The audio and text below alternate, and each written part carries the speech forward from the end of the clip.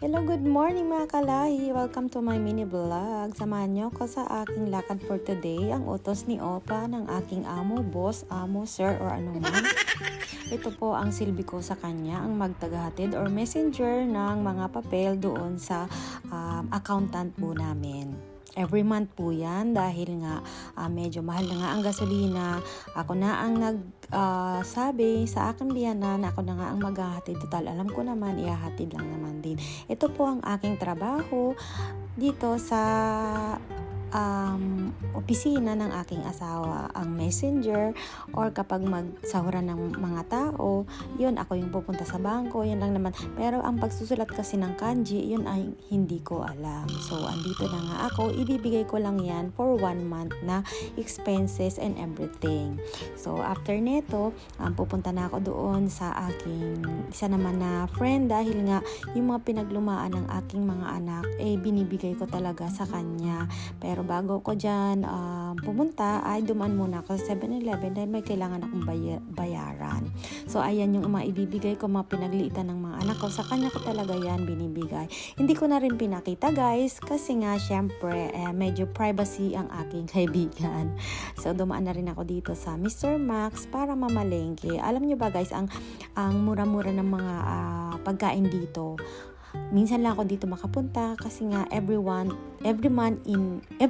isang beses isang beses lang po ako nakakapunta dito sa isang buwan dahil nga ayan nga pagpupunta ako sa accountant namin.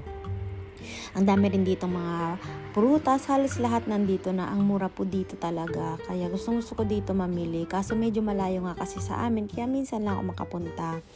Ayan ang mga sibuyas, ang mura ng sibuyas.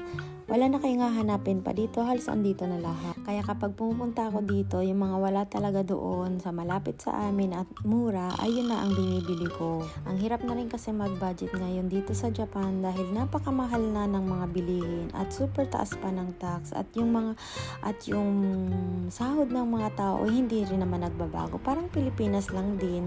Medyo mahal lang din talaga ang cost of living dito pero same lang din talaga sa Pilipinas. Ang kagandahan lang talaga dito sa Japan ay kapag masipag ka lang ay hindi ka talaga mawawala ng trabaho. Hindi gaya kasi sa Pilipinas tinitingnan kasi yung edad. Dito kasi wala kasing pakialam kung anong edad ka or ano yung itsura mo. Kaya kahit mga matatanda dito ay talagang kayod trabaho pa rin talaga sila. Balik tayo dito sa mga tinda. Tingnan mo yung isda, ang mura lang dyan. O yung burikama. Wala, sakto kasi nawala ngayon si Opa kaya hindi ako bibili ng ganyan. Wala akong pinaglulutuan ngayon na amo. Char. Nakakatuwa lang minsan tumingin ano. Alam niyo yung nung bata pa ako, siguro marami din naman makaka-relate nito. Kasi nung bata pa ako, puro damit lang at sapatos ang mga tinitingnan ko. Nag-window shopping ako sa mga damit.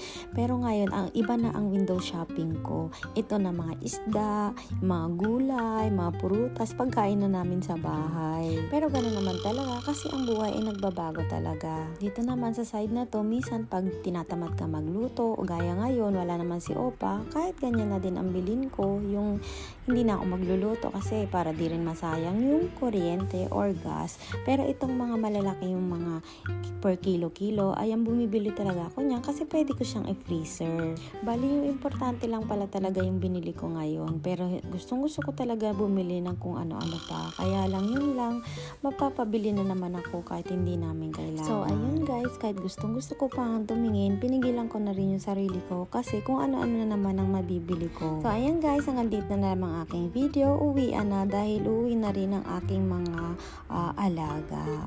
Bye! Thank you for watching!